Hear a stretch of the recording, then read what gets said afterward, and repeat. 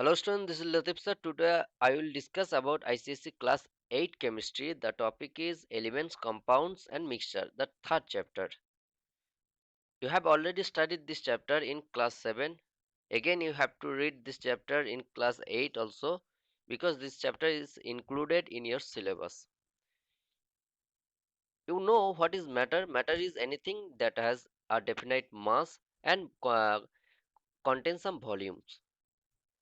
And depending upon their chemical composition, matter can be classified into two broad categories: pure substances and impure substances or mixture. Today I'll discuss about pure substances, huh, about elements. Okay, so what is a pure substance? A pure substance is made up of only one type of atoms or molecule. A pure substance is made up of only one type of atoms or molecule. It has a fixed composition and is uniform throughout. That is homogeneous. The physical and chemical properties remain the same for a pure substance, irrespective of the place where it exists. Example of pure substance: table salt, pure water, etc. Now, characteristics of pure substance. Let's see the characteristics of a pure substance. First point, a pure substance has a definite composition. Hence, it can be represented by a chemical formula. A pure substance has a definite composition. Hence, it can be represented by a chemical formula. For example, a molecule of hydrogen. A molecule of hydrogen gas consists of two hydrogen atoms. Similarly, a molecule of water consists two hydrogen atoms and one oxygen atom. Hence, the molecular formula of hydrogen gas is always H2, and the molecular formula uh, of water, that is water, is represented as H2O. So, pure substances has a definite composition and uh, they can be represented by a chemical formula. Second point, a pure substance has a specific melting and boiling point because they are made up of only one types of atoms or molecule. That's why they have a specific melting and boiling points and characteristics: color, smell and taste. So a pure substance has specific melting and boiling points and a characteristic color, smell or taste. Next point, a pure substance is homogeneous. That is, its composition remain same throughout. Its composition remain throughout. That's why a pure substance is homogeneous in nature. Next point, a pure substance has a fixed chemical formula, chemical properties. A pure substance has fixed chemical properties. Next point, formation of a pure substance involves energy. Hence, it cannot be separated by physical methods. Chemical methods are required to separate the components of a pure substance. The component of pure substance cannot be separated by physical methods. If you want to separate the components of a pure substance, you have to use some chemical methods. Okay, these are the characteristics of pure substances. Now, pure substances can be classified into elements and compounds. So elements and compounds are pure substances. Today I'll discuss about only elements. What is element? Element is a pure substance. I have already told.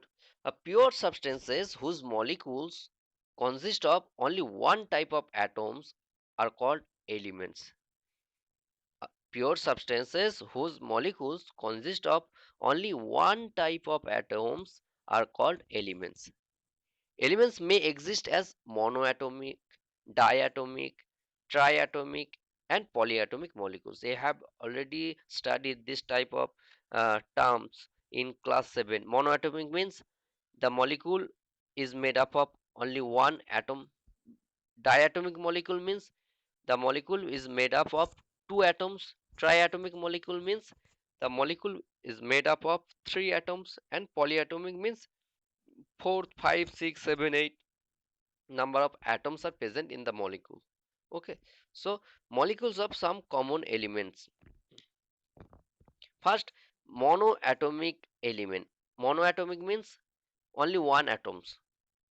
Example: helium, copper, silver, carbon, iron, gold. These are monoatomic elements. Only these elements consist of only one atom. Diatomic elements. Diatomic means only two atoms are present in the molecule, in the element. Diatomic elements. Example: hydrogen H2, oxygen O2, nitrogen N2. These are diatomic elements. Only one type of atoms are present. Okay. Triatomic molecule elements. Example is ozone. Formula is O3. It is a form of oxygen. Okay, ozone O3.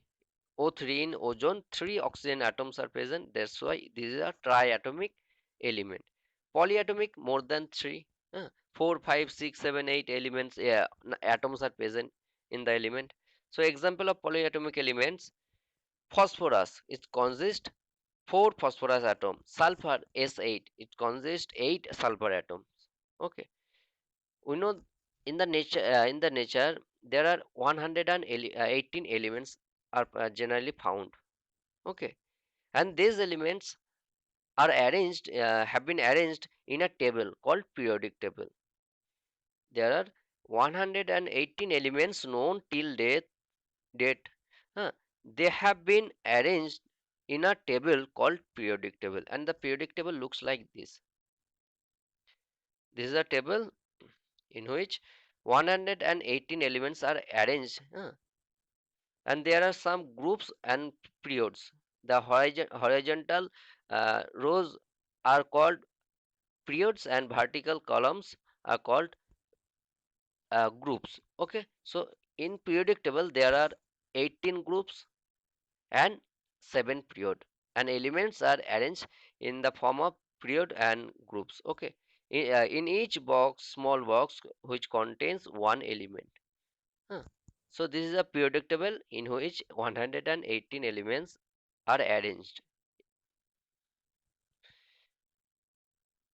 Now let's say, depending on their properties, elements are classified into three broad categories. Elements are classified into uh, three categories, like metals, non-metals, and metalloids.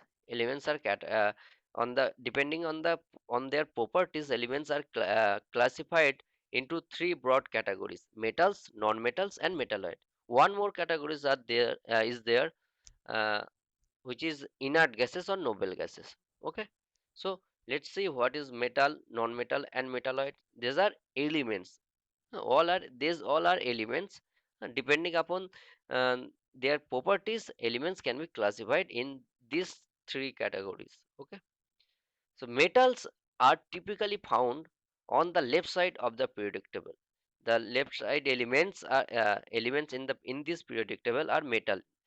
Yellow colored box, uh, the elements present in the yellow color box are metals. Okay, so elements the elements which present in the left side of this periodic table are generally metals,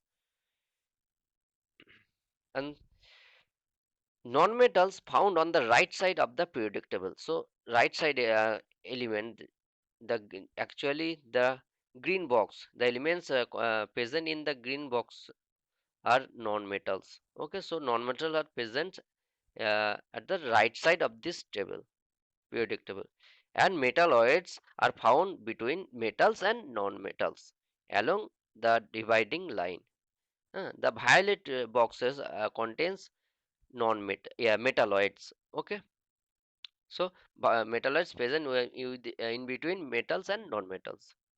Now, physical properties of metals. You have already studied in class 7 uh, about the physical properties of metals, and you know you have general some ideas about metals, non-metals, metalloids, because you have already studied.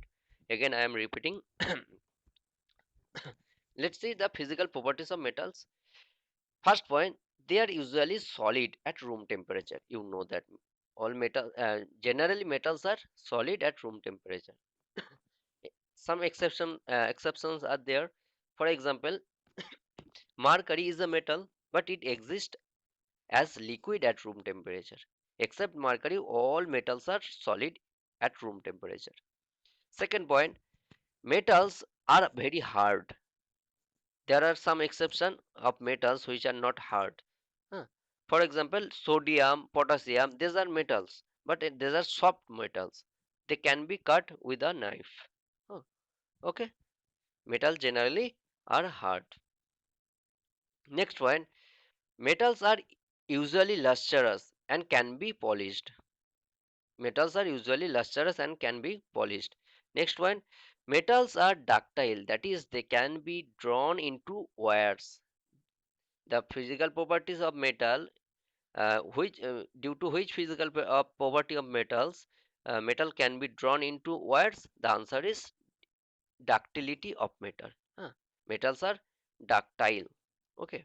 Next point, metal are malleable. That is, they can be beaten into sheet. The metals are malleable. Huh. That's why metal can be beaten into a thin sheet. Next point, metals are sonorous. That is, they can produce a deep ringing sound. Metals can produce deep ringing sound. That is, metals are sonorous. Next point, metals are good conductor of heat and electricity. Metals are good conductor of heat and electricity. And the last point, they have high melting and boiling points as they have strong metallic bond.